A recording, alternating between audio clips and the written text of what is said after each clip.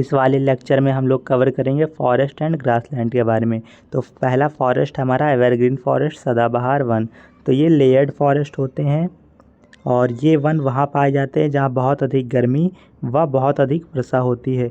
गर्मी कितनी 30 degree Celsius से अधिक तापमान होता है टेम्परेचर, और जो वर्षा होती है 200 सेंटीमीटर से अधिक होती है। और ये भारत में पश्चिमी घाट के पश्चिमी तरफ और अंडमान निकोबार द्वीप समूह में उत्तर पूर्वी क्षेत्रों में पाए जाते हैं। सर्वाधिक जैव विविधता वाला स्थान अमेजॉन वर्षा वन है, और अमेजॉन वर्षा वन को विश्व के फेफड़े के रूप में भी जाना जाता है, क्योंकि जितनी भी विश्व में ऑक्सीजन उपस्थित है उसका 20% सिर्फ हमें अमेजॉन वर्षा वन से मिलता है। इसके जो सदाबहार वन एवरग्रीन फॉरेस्ट के जो प्रमुख वृक्ष हैं वो हैं कठोर लकड़ी वाले पेड़, रोजवुड, महोगनी, आबनूस, सिनकोना, इबोनी, इफेहाइटस। वनों से आच्छादित रेगिस्तान भी बोलते हैं।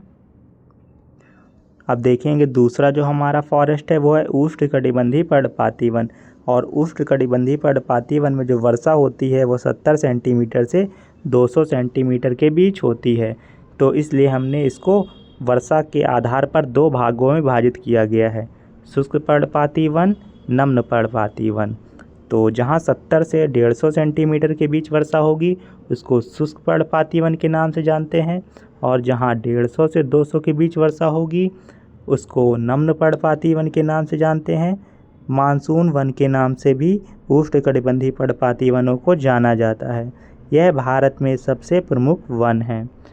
उष्णकटिबंधीय पर्णपाती वन के प्रमुख वृक्ष हैं, ये बहुत इम्पॉर्टेंट है, पूछा जाता है। शीशम, सागवान, महुआ, चंदन, साल, तेंदू, खैर, पलाश। तो बीड़ी बनाने के लिए तेंदू के पत्तों का इस्तेमाल किया जाता है, ये बहुत इम्पॉर्टेंट है। तीसरा है हमारा उष्णकटिबंधीय कांटेदार वन। उष्णकटिबंधीय कांटेदार वन में वर्षा 50 सेंटीमीटर से कम होती है, और ये राजस्थान, गुजरात, पंजाब वाले एरिया में पाए जाते हैं। ये इनकी जो पत्तियां हैं ना वो रूपांतरित होती हैं ताकि जो पानी है उससे कम से कम इवेपोरेट हो सके। इसमें जो प्रमुख वृक्ष पाए जाते हैं वह हैं बबूल, खेजड़ी, नागफनी, और घास टुशौकी ग्रास पाई जाती है। अगला है हमारा शंकुधारी वन। ये जो शंकुधारी वन है ये बर्फबारी वाले क्षेत्रों में पाए जाते हैं, मीन्स ठंडे प्रदेशों में। ये भारत में ऊपरी हिमालय में पाए जाते हैं, और जो इनके वृक्ष हैं उनकी जो लकड़ी होती है वो बहुत मुलायम होती हैं, और इनके जो वृक्ष है उसके एग्जाम्पल हैं चीर, पाइन्स, देवदार, सीडार, स्प्रूस। पर्वतीय वन। पर्वतीय वन को दो टाइप में डिवाइड किया गया है, उत्तर भारत में पाए जाने वाले और दक्षिणी भारत में पाए जाने वाले। उत्तर भारत में हिमालय में जो घास के मैदान पाए जाते हैं उनको बुग्याल के नाम से जानते हैं। हिमालय के ऊपरी भाग में अल्पाइन वृक्ष पाए जाते हैं, इनको कॉनिफेरस के नाम से भी जाना जाता है, और निचले भाग में डेसिडुअस पाए जाते हैं, मीन्स पतझड़ी वन। और दक्षिण भारत में सदाबहार वन पाए जाते हैं जिनको सोलेस या वन घास के मैदान के रूप में भी जाना जाता है। ये दिखाया गया है। जैसे जैसे ऊपर जाएंगे तो बहुत ठंडी बढ़ती जाती है। जैसे हम अर्थ है ये इक्वेटर के ऊपर वाले भाग में जाएंगे तो धीरे धीरे यहाँ पर पहुँचेंगे, यहाँ बर्फ़ जमी होती है, मीन्स ठंडा। जैसे जैसे नीचे आएंगे तो ठंड बढ़ती जाएगी, इक्वेटर वाला भाग गर्म होता है। तो यहाँ होगी स्नो, और ठंडे प्रदेशों में अल्पाइन जोन जहाँ शंकुधारी टाइप के, फिर सब अल्पाइन जोन, टेम्परेट, और फिर ये सब ट्रॉपिकल और ये tropical. Mangrove one. Mangrove one इनको दलदली, अनूप वनस्पति या वेलाचली वनस्पति के नाम से जाना जाता है।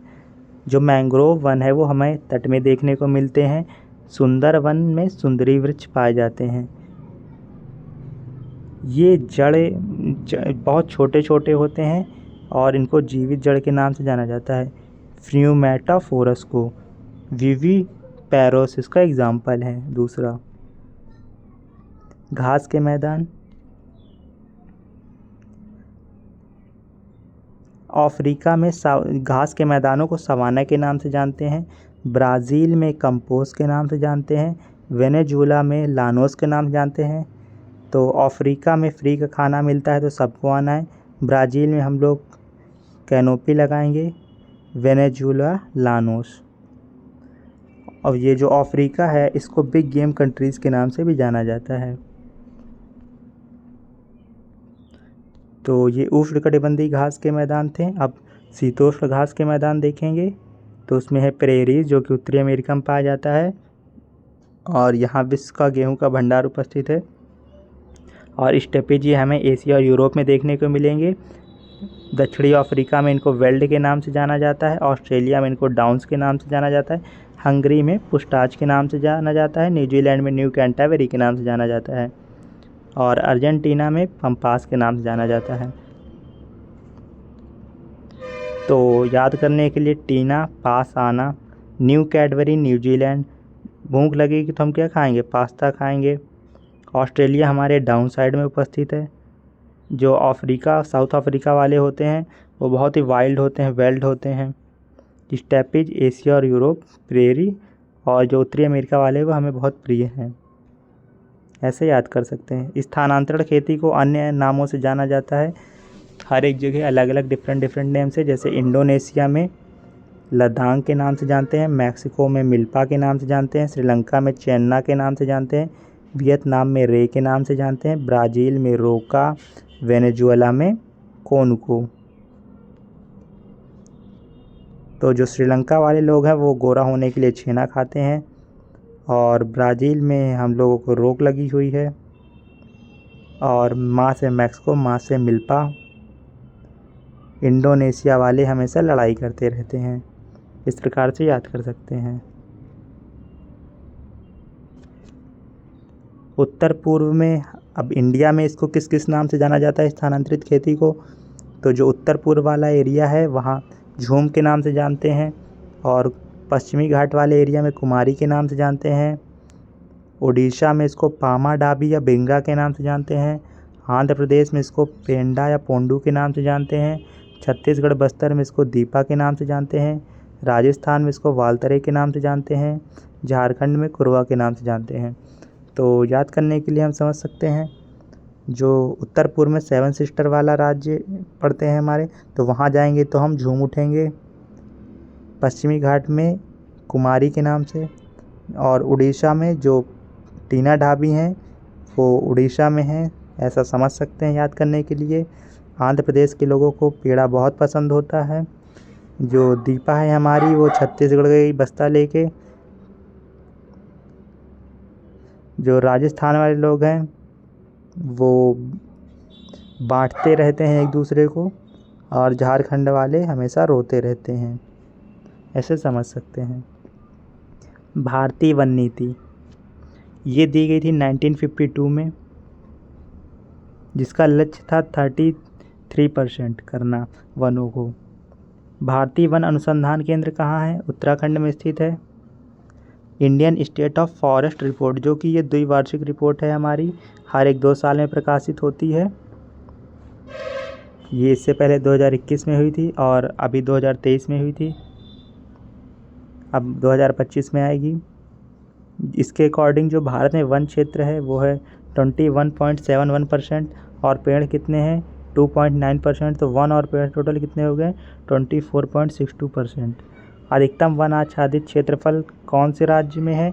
मध्य प्रदेश और अरुणाचल प्रदेश में है। अधिकतम है मध्य प्रदेश में है और ये अरुणाचल प्रदेश में। और प्रतिशत में देखेंगे मिजोरम में, परसेंटेज के क्षेत्र में मिजोरम में है और सेकंड नंबर में अरुणाचल प्रदेश में है। न्यूनतम जो है वो है हरियाणा में और अधिकतम वृद्धि कहाँ है? आंध्र प्रदेश और तेलंगाना में।